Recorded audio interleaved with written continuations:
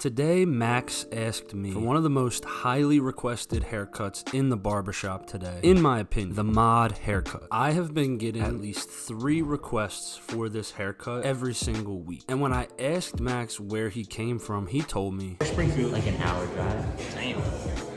Appreciate you coming out here. Yeah, of course.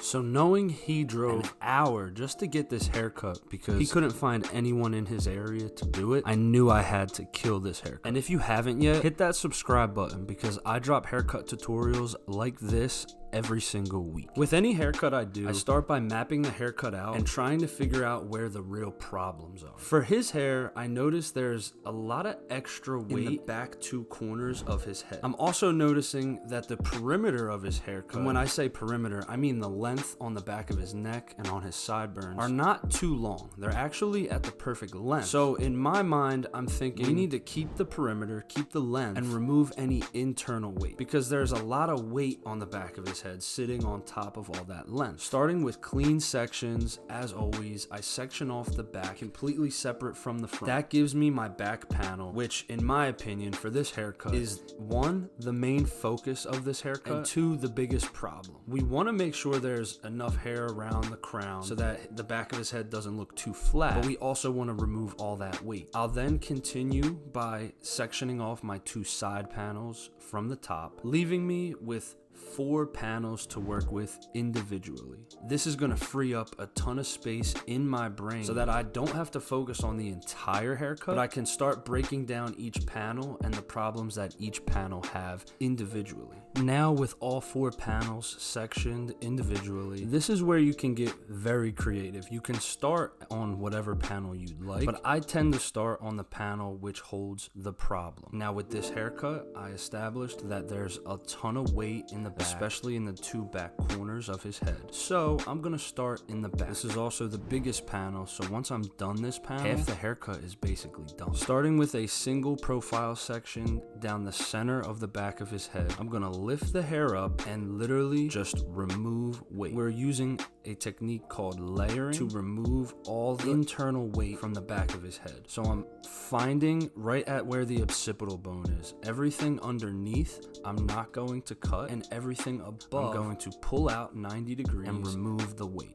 For this first section, I am very meticulous. I want to make sure this first guideline is extremely clean and accurate for the length that I would like. So you'll see me go back and double check my section. This first section dictates every other section to come. And from the occipital bone down, you'll notice I point cut through to really make sure that it's connected and textured through the bottom, but I don't really cut anything underneath the occipital bone. Everything underneath the occipital bone is where his length lies, and we want to keep all of his length. From here, I'm using pie sections moving to the right and to the left of that first section, doing the same exact thing using the length at the bottom of the nape underneath the occipital bone as a guide, working completely through that. And at the very top, because I'm using pie sections, I actually have a guide at the top. So I have a point at the bottom and a point at the top now that I can work from and to. I'll repeat that same exact step going to the right and then going to the left. This is going to remove all of the weight in the back, keep all of your length at the perimeter, and leave everything textured and give it a ton of movement. Now pro tip, as I reach the top of each section, I'm point cutting so that everything isn't super blunt around the crown, because we do want a lot of texture at the crown. Mod cuts are very textured, very free flowing, so texture is very important. After I'm done my layering through the back, you'll even see me take my feather razor and smooth out any imperfections throughout the back of his head, while also adding texture and removing any excess weight. You'll see right away I specifically go right to the back corners of the head because I'm already made a mental note, the back corners are naturally heavy, and we don't want this hair to grow out and him have all this weight sitting behind his ear. That's going to completely turn him off from this haircut. Using my feather razor, I'm also slide cutting through the bottom perimeter and just adding a ton of texture through the perimeter. I'm making sure to not hold my feather razor straight horizontal to the hair, really working it vertically and slicing through the hair so that I'm removing weight and not length off the back of his neck. Pulling everything out horizontally internally, I'm just cross-checking everything to make sure there's no extra long pieces that I may have missed. And then we're going to continue on to our first side panel. You can see here we have a guide all the way in the back towards my palm that we're going to follow straight across the top to the tips of my fingers. This guideline across the top is going to be the guideline we use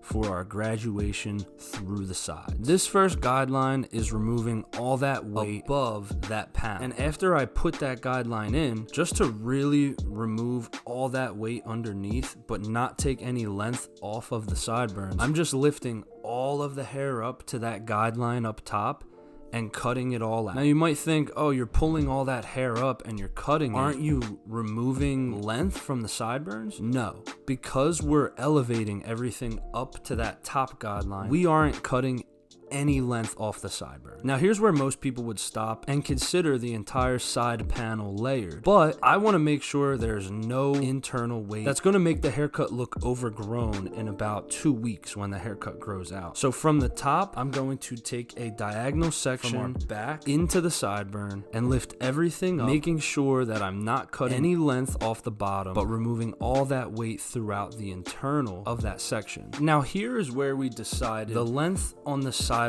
were maybe a little too long. So using this diagonal forward graduation, we're just going to do 2-3 sections from the back into the sideburns, working all the way through, and remove all that internal weight, going all the way through down to the bottom of the sideburn, taking away a little bit of length off the sideburn, but not too much, more so removing all the weight internally through that side panel. Now I will say these sections can be some of the most irritating sections to pull. Your fingers will slip because the hair is not super long. It's definitely not easy to do. This is the part where most barbers will just start pulling and cutting, losing their guides, and not sticking to the plan. But just take your time, make sure you have nice clean sections, and just make sure you look for your guide at the top where the web of your finger is. Where the web of my finger is, you'll see that short bit. Just cut to that, comb everything down, and make sure that the movement is nice and flowing. You will literally be able to see anywhere that you missed because it'll just look heavy and it won't have as much movement there.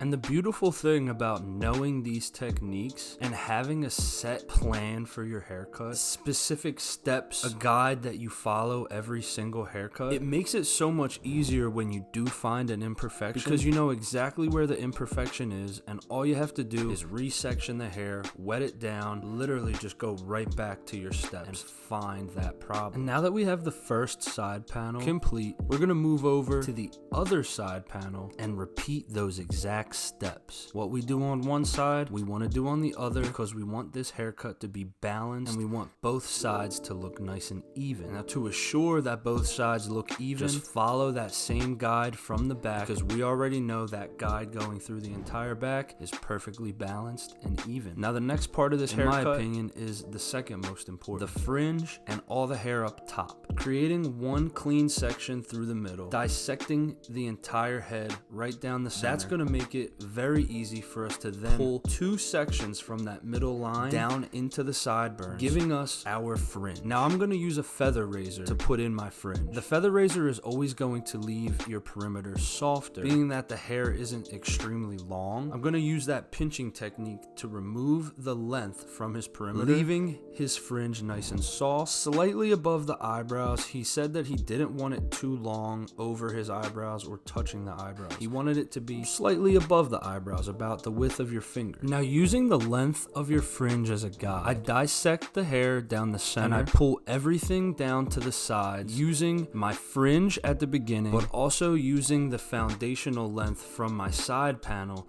to connect everything from the top to the side. As you can see, there's a guide in the back because the back has been cut. So on the other side panel, we just follow that guide straight across and we meet the length of the fringe. From there, we just have to layer through internally up top. So I'll take one profile section down the center, lift everything up, and again, using the length of the fringe, I'm going to layer through internally all the way back. From there, we're gonna cross-check, pulling everything straight up horizontally and using that pinching technique for more texture. Here we could use a pair of shears. We could just pull everything straight up and cut straight across square with our shears. But I'm using this pinching technique, one, because I already had the feather razor in hand, but mainly because it's gonna leave the top of the hair more textured and soft. And this is extremely easy because we already did that first guideline down the center of the top of the head. So we're literally just pulling everything straight up, cutting it straight across to match that guide in the middle. And for this haircut, I went with more of a square shape up top, really basing that off of the shape of his head. Now, all that's left is fine detail work with my feather razor. The rest of this haircut is going to be straight feather razor work, feather razoring all of the weight out of the back of the ear, making sure the wispies at the back of the neck are very textured, just like we did earlier when we were working in the back.